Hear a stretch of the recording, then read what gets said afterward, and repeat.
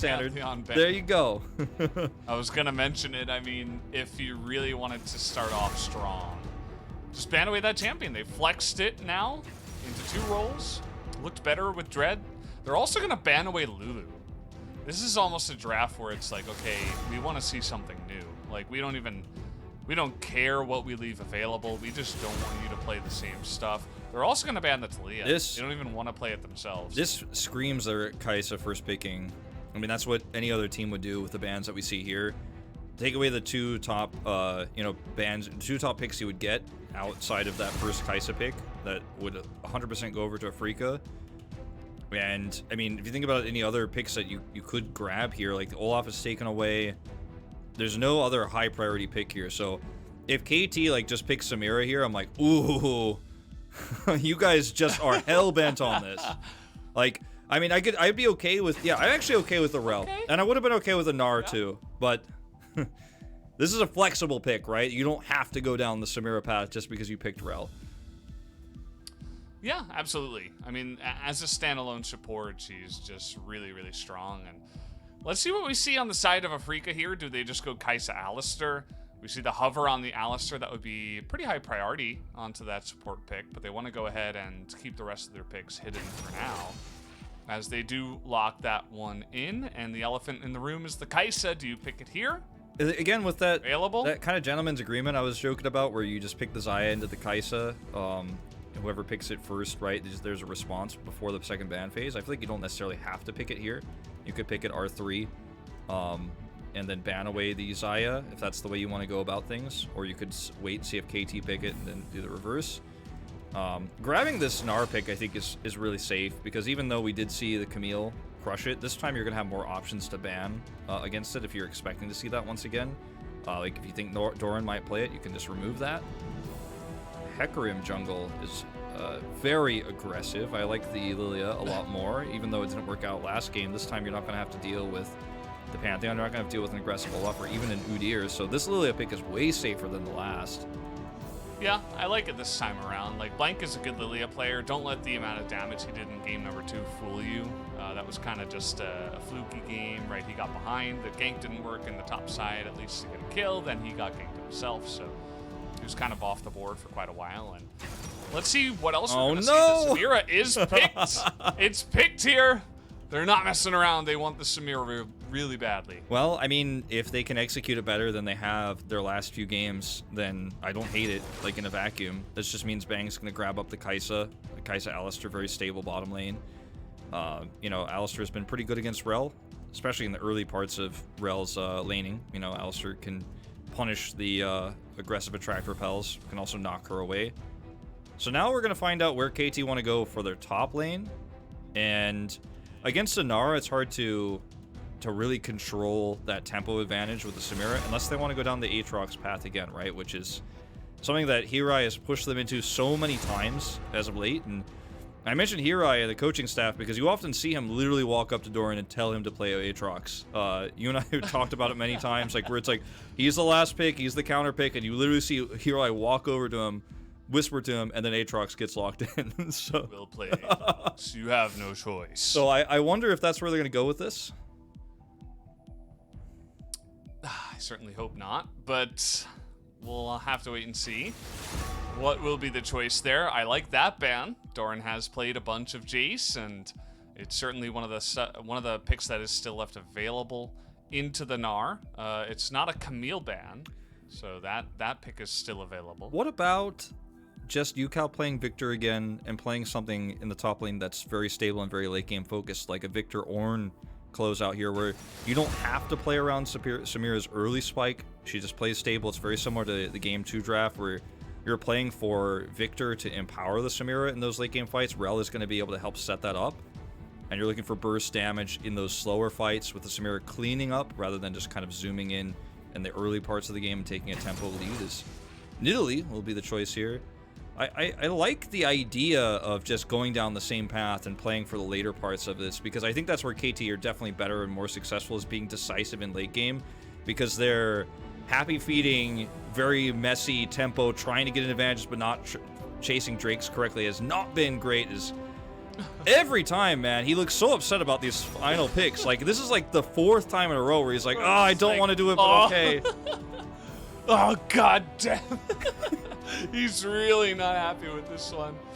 But, you know, no guarantee that this will be in the top lane. Well, let's see the last pick. But yeah, you would imagine that it will be into the Gnar, of course. The Victor seems pretty good. He had a great game on it, actually, in game number 2, even though they lost. He had the most CS in the game, did really, really high damage, and was a constant threat, even when they were down 8,000 gold. So I like that pick here. It feels very much like it's a half measure and not a full measure, right? It's you have the fallback towards the, as we see Set locked in here finally. Which, you know, ends up being pretty decent pick here. I don't mind it that much. But the fallback here for KT in the late game is like, okay, Yukal's going to do a ton of damage, but then you have an Aurelia, and you have a lot of ability to hard engage, right? Aurelia Vanguard's edges in, then you have everybody slowed, and then Victor does a ton of damage, then you maybe see a sleep follow-up, or Lilia's just getting a ton of chip damage in slowly over time, and then Samira cleans up. Like, it does work, but it's like, it's not all in on controlling tempo early, and it's not that great at controlling very late game like an Ornn would have been, in my opinion. So I feel like you kind of compromise here, whereas there are no compromises in Afreeca's draft. It's extremely meta. You can control the early game. If Gnar doesn't actually get behind early, it's going to be super standard late game team fighting, and it can be very hard to control those objectives around this team in the mid game because KT's comp isn't all in on that tempo control. So I mean, I think this is going to be execution-based again for KT Rolster. How do they play this? How well can they execute this comp that is based around the Samira once more? This is Hybrid's now 9th game of it, I believe. Is it? No, I thought you said before. No, then this must be 10. This is 10. Already. It's 10th game. I think you said he played 9, and then he picked it. He was 5-2 coming into this. So if he played it both games before, that last game would have been his 9th game, and this will be his 10th. Okay. He was 5-2 today. He is now 5-4. Oh no, 6-3. Sorry. God, I can't do stats anymore. Cancel it. Cancel the stats. Cancel the stats. No more math. Stop doing math on stream. Oh god. Well, we're just about ready to hop into this one. The comp on the side of Afreeca, you know, you mentioned it's very, very standard kind of meta thing going on there. The set in the mid lane, we're seeing it a bit more and more. We saw Faker play it today already, so that's a couple of times now that it has been picked in the mid lane. And you see he is going Ghost as well as Flash, so really looking to be very consistent with his engages. Ghost on set can be pretty insane. You smash your Q, you just sprint at them with Ghost. Like, you're not getting away with that, really. Yeah. You're not getting away from that, really.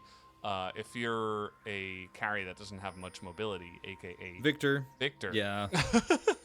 So, you know, also can kind of shut down the Aurelia pretty nicely in some of the team fights, right? If she hops in, you can kind of mess with her combo as she's dashing around, if you can get the timing down well. So it has, like, good disengage options. I mean, hell, you could just ult her out of the fight. Yeah. Right? She ults in, you ult her out. Like, see you later, Aurelia.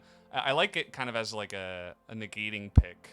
And I feel like Fly will be pretty good on this one. I actually like Afreeca's chances coming into this game a bit better, but we'll have to wait and see how the game plays out, because I feel like, especially between these like middle of the pack teams in the LCK, it really just comes down to who's performing better almost all the time. Like, sometimes you see draft wins that lose, and then, you know, sometimes you see teams that are ahead just fall very far behind all of a sudden. This is we already saw that today. So. This is exactly, that's the story of today's games, right? You know, you're gonna see a Blank eat some damage here. Fly is zoned out though. He does not have mid prio at level 1. Oh, Dread is just, he's got homing missiles right now. It's great. He hit the Victor through the minions. This time, okay, a little bit of a caster curse, but that was a blind spear, of course. He is so incredibly aggressive. And this is against this is insane. Yeah, this is against the Victor who had lane prio to start, and now he's overstayed his welcome. Yeah. Oh, this ain't it. And get down, Mr. President. The chicken's taking one for the team. And we did have the ghost blown there by Fly, so that's gonna require a pause. That all of that action just unacceptable. We're gonna have to slow things down here with a little bit of a pause. Yeah. You know, we did see the Raptor steal actually coming out from the Lilia early on. But he dies anyway, and Keen wins the trade under his own turret in the top lane. This is just a disaster now for KT. Nothing is going right on their very aggressive trade. Yeah, it turns out to be pretty dreadful at the end of the day. Oh, God. You know, because he played so well in the previous game, I wouldn't call it, now that he's on the red side, Red Dread Redemption, because he actually was very good in the first game, or the second game, rather. Okay. First game decent, you know, as well.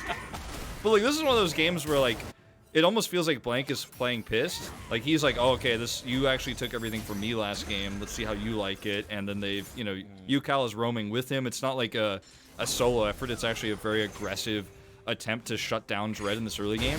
And it was fairly successful until it wasn't.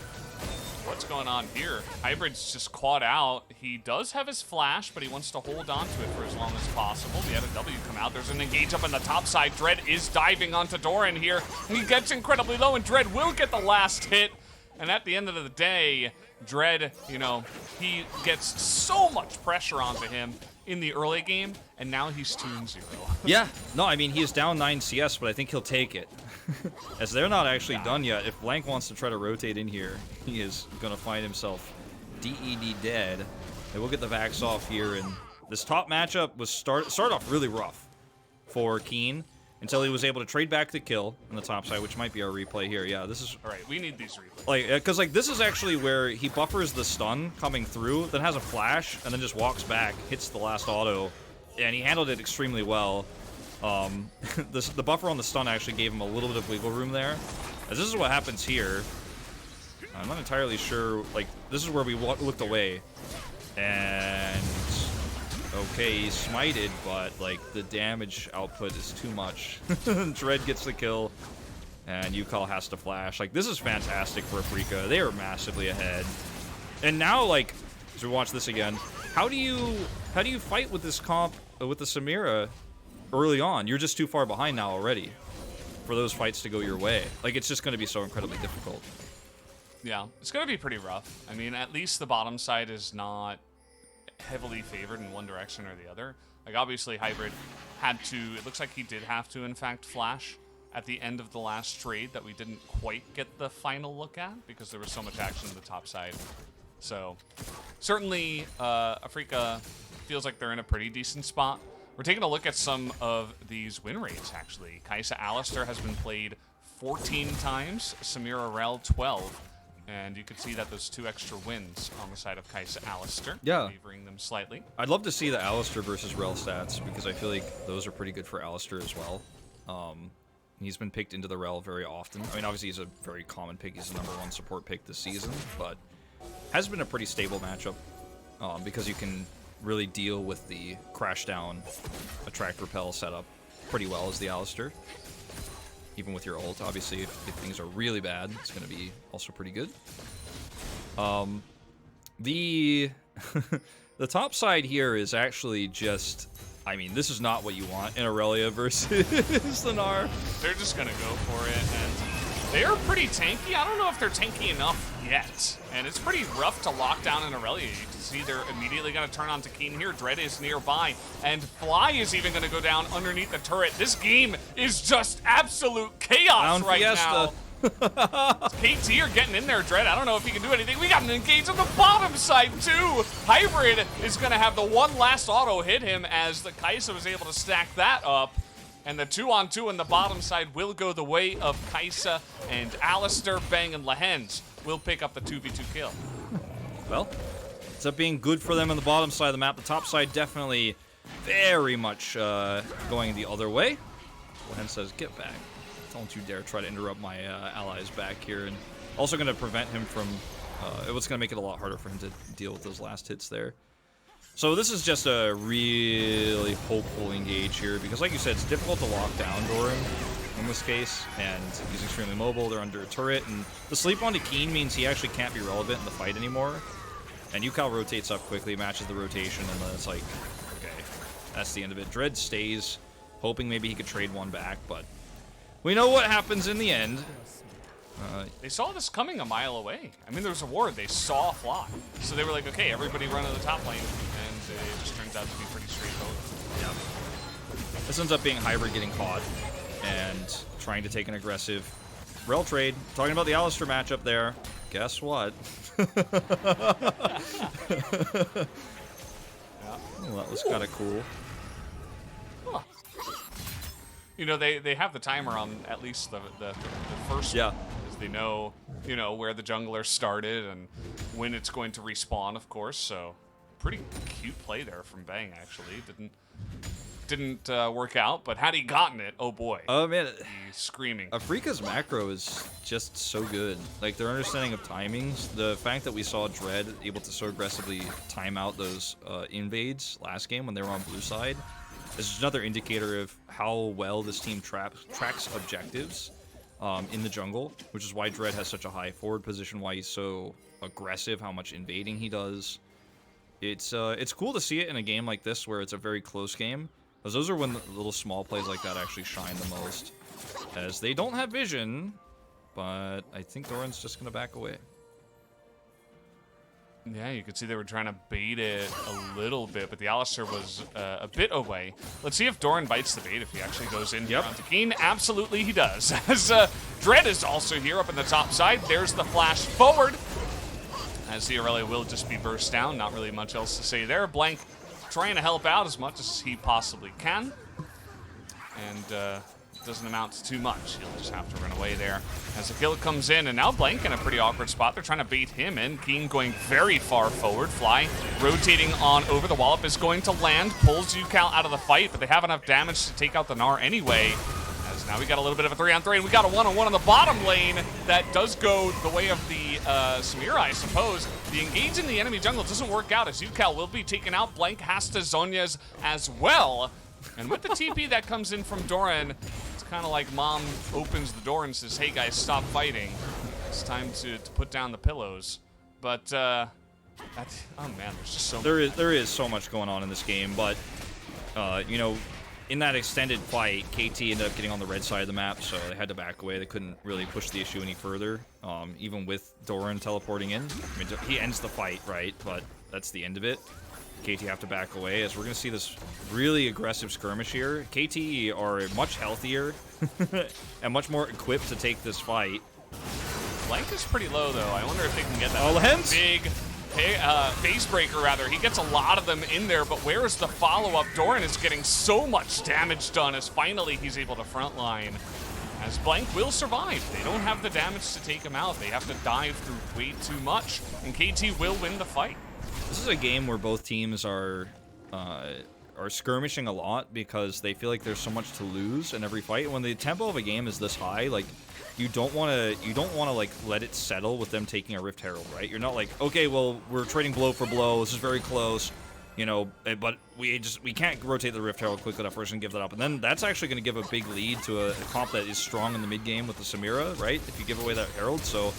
They commit in, as we're going to watch this really excellently hidden rotation from Lehens. Kill onto the Aurelia. Doran's dead. But you do skirmish around these objectives early on in the game, because if you give it up, then things can steamroll against you, especially in the case of Afreeca. I'm just going to watch this as the fight where things were just actually insane, and KT's on the wrong side of the map. You see Doran teleport in, but KT have to disengage. It's like, the question for me in this case was, will they be able to get away? And, you know, UCal does not. Blank is super speedy. Zeus has the peel. And with the teleport coming through, they do force Afreeca back. But this next Rift Herald fight is, like, the really interesting one. Is I guess we're going to... Like, this is one of those games where we just, like, live in the past. We only get to see replays. There's action in the game, though, so we're going to look at this. UCal, it's his turn. As everybody gets a chance to be clapped by multiple members. And that's going to be his turn to go down. So 13th kill in the 13th minute. It is only fitting for game number 3 of these two teams clashing head-to-head. This becomes... And go ahead. I didn't want to cut you off there. Bottom lane. Yeah. Look at that. Getting an extra bit of gold here for Hybrid, which is insane. He should be able to finish his shield build very soon. But what I was going to say is this game is a game where KT have 3 champions... that, you know, can become very fed early on and become powerful in the mid-game. Like, Victor ends up being way better late, but if UCal gets really strong from all these skirmishes, then suddenly, like, Afreeca can't win any mid-game fights. Just hold that thought. Oh, here we go. Bang just gets jumped on here. Crash down is good, and so is the Inferno. Comes in there, locks him down. Doesn't look like we have the Unbreakable Will this time for the Alistair, so he's just going to be an unhappy cow. Sadly. Being sent out to pasture. Down he goes. Sent Blank right over to Dread, but you're not going to be able to push anything further here. Yeah, horses and cats, they don't get along, so they just immediately turn their heads around. Yeah. Run away. Not a big friendship between those two. But what I was gonna say is this comp that KT are running, like if Aurelia gets out of control early, or if Samira gets out of control early, those are the big two. But even if UCal, with some of these skirmishes, the heavy roams and invades we're seeing from him to try to push Dread down, like if any of those three get fed, or if all three get fed, this mid game is explosive for KT. So Afreeca tried to really punish. They first tried to punish the top side of the map, didn't go well. Now they're committing heavily on to the middle of the map. You can see the like Lehens is non-stop roaming. Like Afreeca have turned the tempo of this game into light speed, and they're non-stop skirmishing and fighting. But I feel like the more you do this, the more you play into KT's comp, the more gold you trade over to the Samira, who's incredibly powerful at this stage. The more gold you trade over to UCal, and even the Aurelia in the top lane, means these next few Drake skirmishes are so good for KT, and this is where I feel like it starts to turn in this fight, where it's like, okay, well, we probably need to slow down a little bit, because our comp is not capable of just running down these three players and making sure they don't get fed, and now we're kind of feeding into them a little bit. Immortal Shield Bow's done here now, faster for Hybrid than Bang's first item coming online. The Kraken Slayer still a ways away.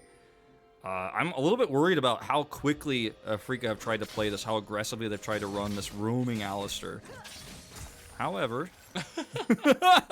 yeah, as he's running at the enemy turret. Doesn't decide to go in this time around. I think Lehens will be a bit smarter about just running straight through vision and going for a dive. But he's not giving up yet. They're still sticking around. They're still looking for opportunities. And... I mean, the gold is very even. The game is very even. Yes, KT got that bottom turret, which is nice. They also got the first mountain drake, which is also pretty nice. And a lot of these kills are going to be on Dread. So we've seen Fed Nidalis. I think the biggest one we've seen was Peanut, who had a pretty nice Fed Nidalee game. But it doesn't happen too often, and it can be a little bit hit or miss. You know, if you miss a couple spears, if you feel like you're not tanky enough, you can't necessarily dive in there if you miss a spear. And you don't have the same amount of burst damage, so it can be a little bit inconsistent, even with that Fed Nidalee. So I'm curious to see how Dread can do it. Our player of the game from game number 2. Ooh, he is spotted. Yeah, he's not going to commit. As we have another pause. Yeah, I do wonder because he's in a position where he wanted to report it right away, but in fact he was wrong. Just was seeing things, and it's not the case, so we just resume right away. Oh, it was UCal, excuse me, not Hybrid. Okay. Thought he saw an in-game bug, but it wasn't true. It wasn't real. So you thought... Is this real life? I mean... That's what I was told. Okay. Don't believe everything you're told. We'll find out if history is written by this victor or not fairly soon. Yeah. Even with the potential triple sleep here, there's no follow-up damage. Yeah, I mentioned Dread is pretty fed, but Blank is even more fed, actually. He has 7 contributions. Fly? As we're just getting in there. Fly is just a monster tank right now on this set. He is going to whack some faces with the Haymaker. A giant spear onto Blank, but here comes the Aurelia. Massive stun onto Doran means that he cannot follow up, and that is Keen getting in and smacking 2 guys into the wall and making a huge fight here for Afreeca as they absolutely slap down KT. Keen finally gets the wall up he was looking for after having such a hard time on that flank of the bottom side of the map earlier. You know, this is a comp for KT where, you know, we saw, like I was talking about, if you overextend and suddenly the Aurelia comes through and Vanguard just edges in, the fight could turn in an instant. But look at how tanky Fly is. You mentioned it earlier. He's going to come in here. He tosses Blank as far as he can get him. Then he ends up getting a massive shield and haymakering in. And Zeus just cannot live through this. There's just no way. Then you see the turn. Doran's like, okay, I'm going to Vanguard's edge in. I've got so much damage. But if you don't secure a kill here, and Hybrid doesn't have S rank, you can't keep fighting. And then Keen chases because he knows, okay, this is up. He's just going to Stride Breaker in, and there's no escape, right, anymore. There's no way out. But if you have S rank, if you have the Inferno trigger available in that fight, it looks totally different. But all the parts have to work together. I think that's part of why Afreeca is playing so aggressively, so skirmishy, so they can really limit the ability for this team to fight together and to fight with their big spike on the Immortal Shield Bow. It just doesn't work out that way. Yeah, that was, you know, certainly there were moments in that fight where you were thinking, oh, maybe KT can turn it, but you're waiting for the Samira firing ult on all cylinders. Yeah. Yeah. They need all 5 members to be there and on point, but not the case. Doran, even, you know, he's died 4 times in this game, which is a relatively high amount for a pro game, but he's still very aggressive. You know, he knows what his role is. He has to be the frontliner. You know, they didn't go for a beef boy. They didn't go for a big tank in this game. They went for Aurelia. So if anyone's going to jump in there, it's going to be him. Alongside of Rel, I suppose. So he's kind of got, you know, he essentially did the right thing in that fight. There's just no follow-up. So I mean, you can see the build too, like going straight to Blade of Ruin King right away. Played Steel Caps for a little bit of survivability. Like you're just trying to have a big Vanguard edge fight. And hopefully burst somebody down and get everybody else low, so the follow-up damage is there. That's your job. Yeah. And I feel like Afreeca, they really want to push the issue now. You were talking about like how much it seems like both teams really just want to fight. They want to push the issue at all times. But I feel like especially now Afreeca are like, we have a really nice edge now, and Victor is eventually going to be really annoying alongside of Samira. And really on like 4 items, right? But we can just push it now. We have so much mid-game strength with a Fed in Italy. We've got Kaisa with the most farm in the game, very far ahead of the Victor. And our team fights have been looking good. So let's look for more right now and try to end it here before it gets to like UCal on 300 CS out of nowhere all of a sudden. And like kind of that weird fight at the end of game 2 where it's like, oh, you're 8,000 gold ahead, but it's still like you almost lost 3 members somehow because UCal's just doing way too much damage. And I think if the gold was on to Bang instead of Dread, you'd probably feel pretty okay with this game going longer. You'd feel a lot better about it, I think, than how you do right now, because the consistency of the damage is always going to be better on a Kaisa than it is going to be on an Italy in a front-to-back straight-up 5v5 team fight. And the damage isn't going to be on the Kaisa as much. I mean, she has the Collector now. She's very fed in terms of CS, right? 222 at this stage. She's on track, but she could be further ahead if she had the gold, but she doesn't. And so it's like you're kind of like, okay, well, how do we end these? How do we end this game? And I think it is the skirmishes, like that you were saying. And I think the 2 champions that fall off the most in this game are going to be the Set and the Aurelia. So, you know, if you're the Set here, maybe be aggressive, as we saw Fly just do previously, and try to kidnap targets and kill them. Like, Hybrid's out of position. Maybe we can go in here. Unfortunately, he's not in position to make that happen. But, you know, moments like this, right, where you look for pressing the kill button, winning a team fight or a skirmish right before the objective. Because in straight-up objective fights, it gets pretty hard for Afreeca at this stage. Yeah, I've been liking the effectiveness of this Set mid, by the way.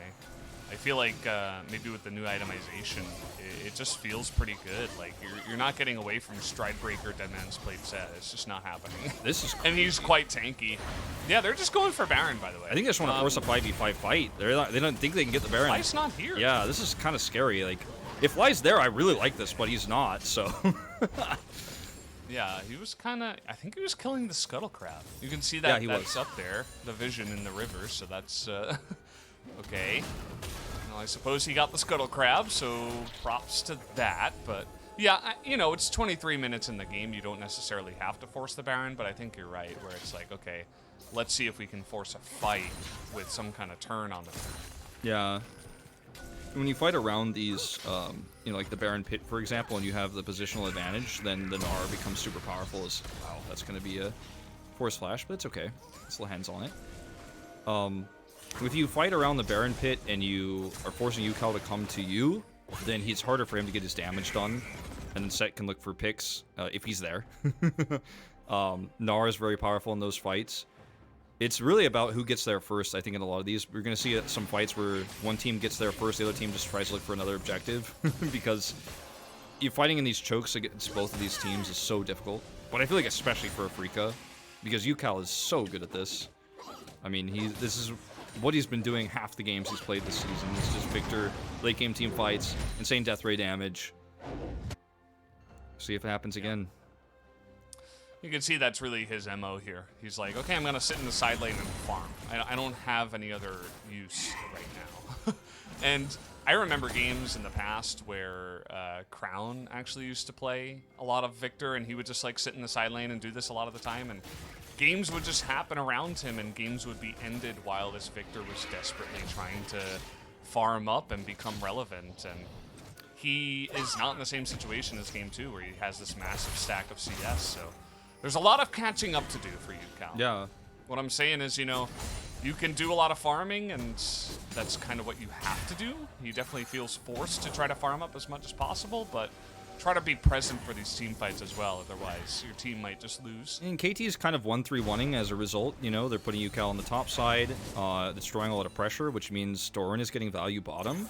And Afreeca, I mean, besides the set, they don't have strong engage. They're going to try to use it here. Yeah, Set can kind of just run at you. Fly is going in there, 1v2. He's got Lahens with the massive flank. Where is the rest of KT? So slow to rotate. Everybody is just so out of position. Doran TP's all the way up to UCal, up in the top side. Lahen's gonna miss that knockdown. We got fights happening, a 2-on-2 on the right side here. The S rank is popped on the right side. Lahen's trying to tank on the left as in goes Doran. Gonna miss his stun, and Hybrid's getting a lot of value actually on the right side of this fight. But let's take a look at the top side here as we zoom in. They're gonna bully Bang and actually tank him out here, and not able to do enough damage on the Kai'Sa at the end of the day. And this very spread out 5v5 is actually gonna favor KT as Dread on the run. He's gonna get flashed on here, but he is in Italy in a bush, so yeah, we'll be able to get away from this. He does get away. But this fight it was really well played by Doran on the top side in the 2v3, and then obviously Hybrid is going to win the bottom exchange because it's just, there's no way to kill him, there's no way to blow him up, so he actually gets 2 ults off in the fight. So we're going to watch this exchange really quick. I don't think there's anything Afreeca can do about it, sadly for them. It's going to be a 4-man Baron, and Zeus is up, so it's actually 5 Baron boss, 3 to 4 Baron here that's on the take. And the Infernal Drake is up. But it doesn't look like KT are going to contest it. Zeus will see that it's being taken, and that might actually cause a rotation. Alternatively, they just push super hard because UCal and Doran are on the top side of the map, and that is what they're going to go for. And yeah, you know, actually the back stopped UCal there, so let's watch this again. But here's the replay. Because like you were talking about, I was like, you know, Set's not that great at running over and killing people, and then you know you were like, well, let's see, and we jump into the fight. But what Set does, you know, here, and forcing a kill onto Blank, which is nice, is great, but Fly, he only gets 1, right? You ult in, you use your combo, and then you're just not that valuable in the rest of the fight. Whereas Doran is able to Vanguard's Edge, help peel here. Look at where Bang is in this fight. He's nowhere near Doran because he can't be. And then the UCal like, sustain damage comes through. This is the kind of scaling we're talking about that's so problematic. Because Doran is going to be relevant in the long fight. He's actually going to be relevant through all of this to peel for UCal because he can push Bang away. Bang can't get in to kill UCal, and you've got a tank that can't engage and a Set that can't do damage. And it's just an easy cleanup from there. And then on this side of the fight, you know, there's no one who can actually lock down Hybrid. His damage output is insane. In this side of the fight, I think you run away from the Samir. Yeah. I don't think you should be looking to fight this one. There's no Megan R. As you mentioned, there's no CC for the incredibly scary 80 carry. So even though they trade it 1-for-1, you're giving a kill to Hybrid. So yes, Dread picks up one onto the support, but like he's already kind of got his items. He's already relevant. Whereas this is going to give Hybrid a really nice step up into the late game and make him feel very great at this point in time. And as you mentioned, you know, it looked kind of silly from Bang, like just not getting in there. But like the second he got in range, Doran just jumped on him and he got like 3 shots. Yeah, that's... He really understands, you know, the situation. It's like, well, I can't really get in there. Like this front line is not big enough. Yeah, the Aurelia is just so much more relevant in a scrappy fight like that goes on. Whereas Set is like, I'm going to kill somebody. And then once that's done, that's his job done, and he can be very annoying otherwise and maybe can hit some face breakers if the fight goes on and if he has more support. But in that situation where Bang just can't do anything, he's just going to eat damage and then eventually die. Whereas Aurelia is hyper mobile, super high damage. She's not just a one and done ult, do a combo, and then that's the end of it. Like she just continues to Q and be very annoying. She's got her Gore Drinker finished now and Sterak's. And it feels like this game is just, you know, right now it's a 100 gold lead. As I say, that jumps up to 300. 300 gold lead for Afreeca. But I feel like this is a position where they're in safely. They got their win condition completed, right? This is where UCal is going to be able to carry this game. This is where, you know, you have a strong front line. You have the cleanup damage. And unfortunately, because most of the money's in Dread, what we saw in that damage chart earlier is not doing a whole lot damage-wise. And it's, you know, if it was on Bang, if he had a bigger spike earlier, then this would look like a different story. I think KT are in prime position to win the next few objective fights, which are Infernal Drakes, which make UCal's damage even more terrifying. And I'm worried for Afreeca. They have to be decisive somehow. They have to look for picks. And if KT just group up on these objectives, it's going to be so difficult to do so. Not to mention they have side lane control. Yeah, slowly but surely, Doran, you know, he's been so persistent in this game. Like, even after he had a little bit of failures in the top side where he just messed up engages, he got ganked, there was so much action, and he wasn't getting much of it. And he's still just every fight, he's like always there, always doing a ton of damage, always relevant.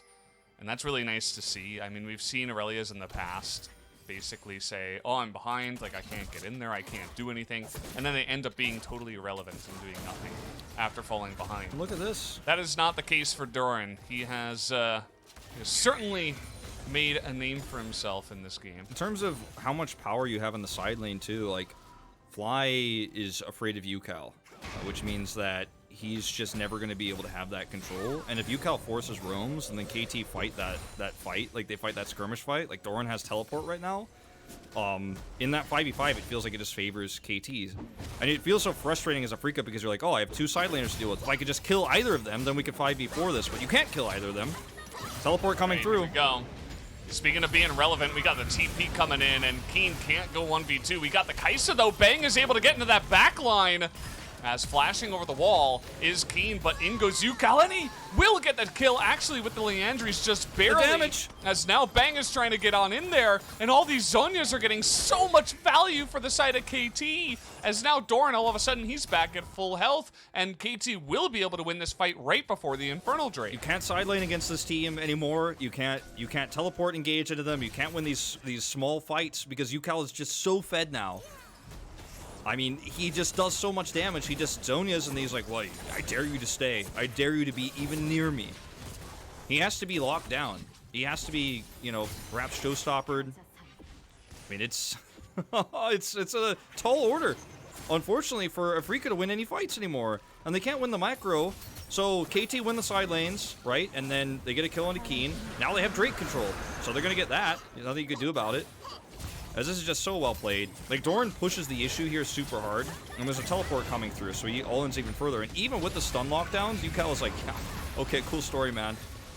And then you see the stopwatch, or rather the Zhonyas, I think it's a stopwatch actually for him, go off, so he survives. And then UCal's like, no, I'm not afraid of you, Bang, because guess who's coming back up and is going to get a ton of healing off of just queuing through this wave. What's up? It's Doran. You gotta leave. They get the Infernal Drake off camera. They're doing Baron. They're just doing Baron. They say, we can win 5v5s as long as we have lockdown, as long as we fight front to back. Let's see if it works out. We got the spear coming in. They're going to burst down Zeus immediately, but the crash down comes in, and take a look at UCal's position, and the S rank comes in, does way too much damage, as we see trying to get on top of Keen here. They will eventually be able to take him down, and Afreeca will be routed and pushed out of this fight. I think a lot of this game goes to Afreeca trying to speed up the early game, but failing to find value. You can see how much damage Dread does. I mean, he is very fed, but there's a Baron between him and the rest of the team.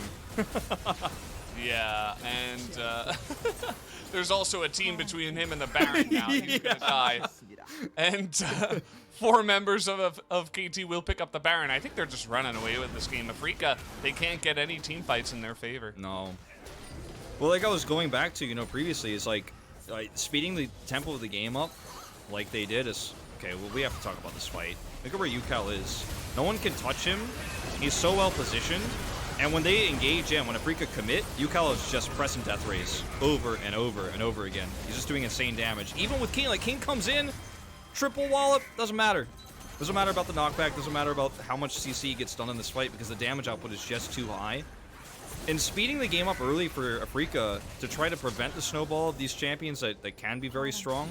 You know, the Aurelia that's going to zoom around the map and have lane control, the Victor that's going to be able to do what we just saw in that last team fight, insane amounts of damage if he positions himself well.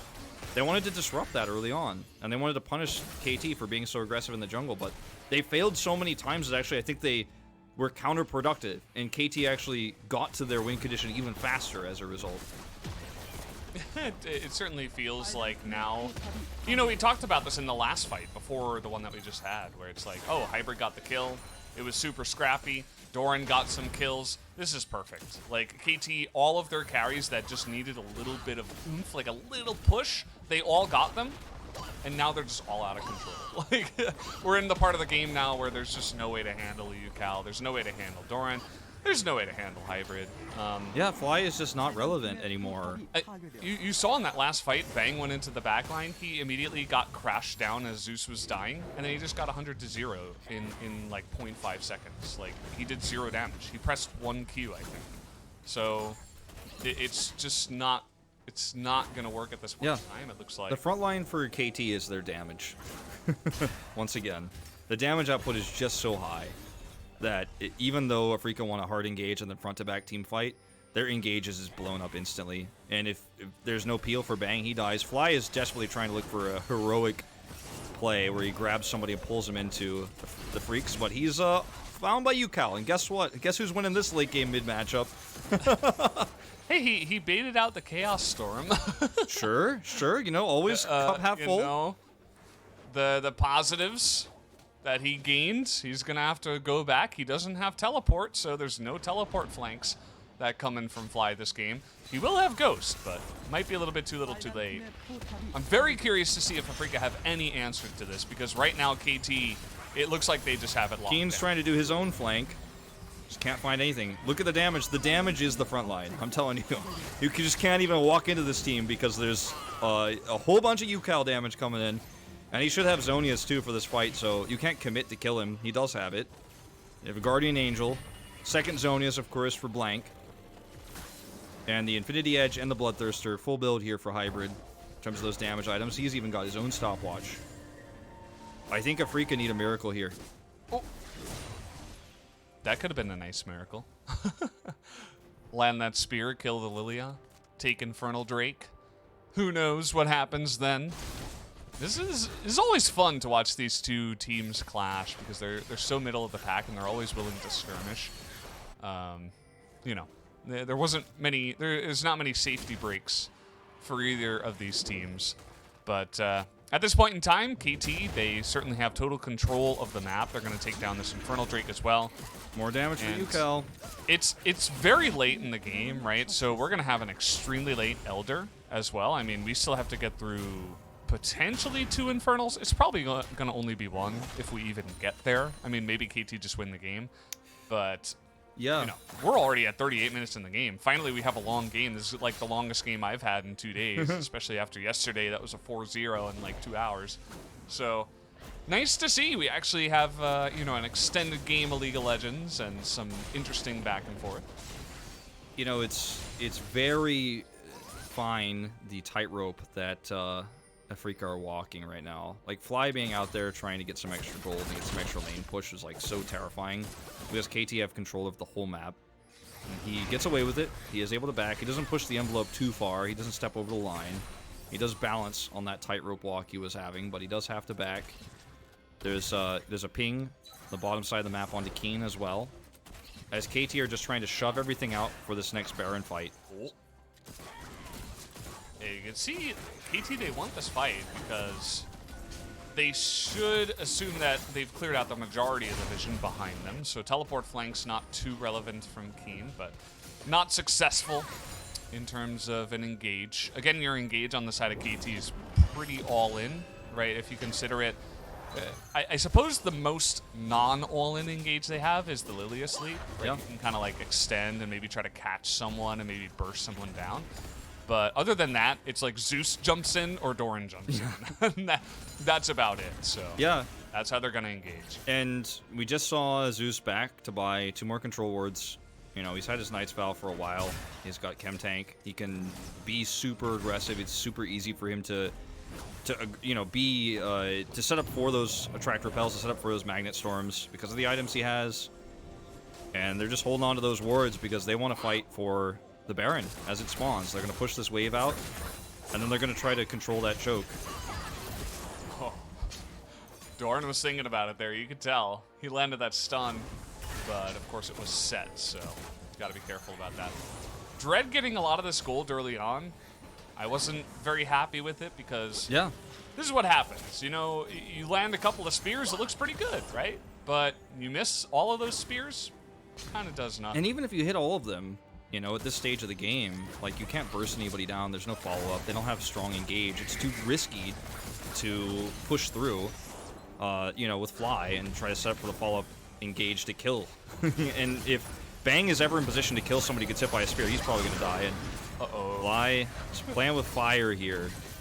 Yeah, you could tell he's like, oh, can I even do this? I don't know.